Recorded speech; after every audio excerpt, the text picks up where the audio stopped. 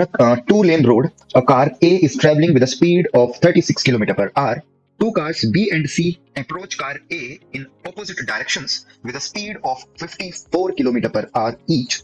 At a certain instant, when the distance AB is equal to AC, both being 1 km, B decides to overtake A before C does. B decides to overtake A before C does. What minimum acceleration of car B is required to avoid an accident? Okay बाकी आपको मैं बता भी देता हूं, ये MTG का question number 94 है और इसका जो पेज नंबर है दिस इज 55। अगर किसी के पास बुक है तो वो देख सकता है, नहीं तो मैंने जो असाइनमेंट भेजा है उसमें आपको ही मिल जाएगा क्वेश्चन। मैं बताता हूं क्या करना है, जो लोग कर रहे हैं वो करते रहें, जो नहीं कर रहे वो यहाँ पे ध्यान से समझें।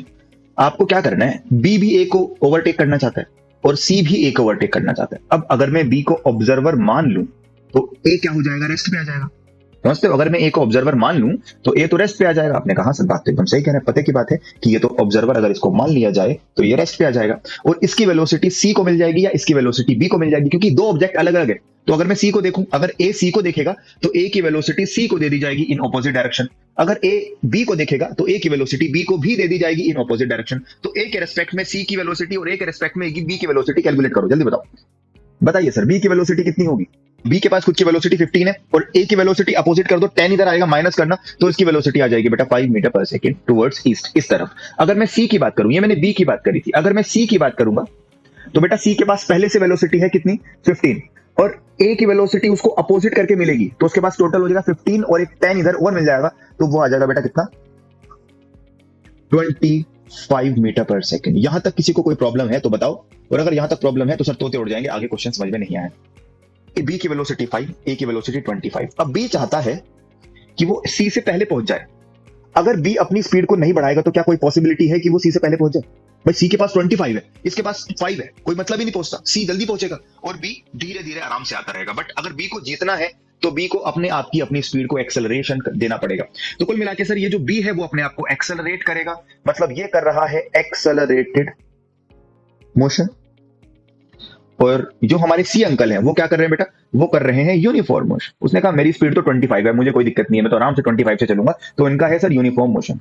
तो आप मुझे एक बात बताओ, ये जो सी है उसको ए तक पहुंचने में कितना टाइम लगेगा, बोलो जल्दी। सी को ए तक पहुंचने में कितना टाइम लगेगा? आपने कहा सर 1000 मीटर डिस्टेंस है, तो टाइम कितना लगना चाहिए? Distance upon speed 40 second. Very good बेटा, 25 से डिवाइड करो तो 40 सेकंड आएगा।